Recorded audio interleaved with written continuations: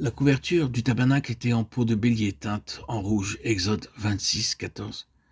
Et la dernière couverture était une couverture de peau de blaireau, de tesson, selon la version Darby. Elle couvrait tout le sanctuaire, le tabernacle dans son entier.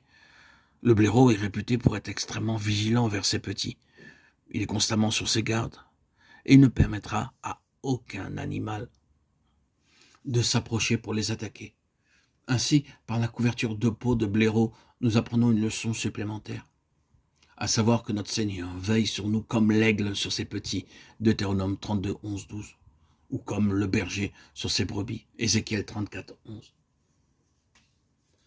Le Seigneur Jésus-Christ est notre véritable grand berger, Jean 10, 11, 14, Hébreux 13, 20, 1 Pierre 2, 25. Sur terre, il y a beaucoup de soi-disant bergers, mais très peu sont dignes d'être appelés bergers. Ésaïe 55, 56, 10, 12. Seuls les bergers donnés par Dieu ont la capacité, le pouvoir de paître le troupeau de Dieu dans ce monde. Il y a beaucoup de faux prophètes, beaucoup de faux docteurs, de faux prédicateurs, beaucoup d'épreuves pour les enfants de Dieu. Mais à l'image du blaireau qui veille sur ses petits, le véritable berger doit veiller sur le troupeau de Dieu, le protégeant de toutes les bêtes sauvages, des loups ravisseurs qui parfois viennent en vêtements de brebis pour les dépouiller. L'apôtre Paul avertit les bergers que de nombreux loups cruels se lèveront parmi les enfants de Dieu, cherchant à disperser le troupeau de Dieu. Et il leur recommande de surveiller, rappelant comment nuit et jour lui-même les a servis et les a exhortés dans les larmes. Actes 20, 28, 33. Ici, nous devons absolument remarquer trois choses. L'apôtre dit « Je n'ai désiré ni l'argent, ni l'or, ni les vêtements de personne ». Acte 20, 33. Hélas, combien de prédicateurs disent « Oh, nous n'avons pas de salaire, nous ne demandons pas d'argent, ils ne peuvent pas convoiter l'or ou l'argent ».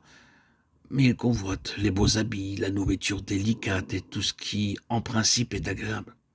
Très habilement, très astucieusement, ils suggèrent en priant « Oh Seigneur, tu sais que je n'ai ni manteau ni chemise, Seigneur, je n'ai pas d'habit. » Et ils prient ainsi bruyamment jusqu'à ce qu'ils puissent être entendus de partout.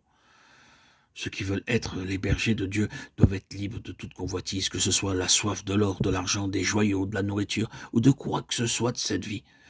De cette façon, ils peuvent servir Dieu joyeusement, de bon cœur et en toutes circonstances. De tels bergers peuvent vraiment veiller sur vous, mais les autres bergers en sont incapables. Ils apportent division, conflit.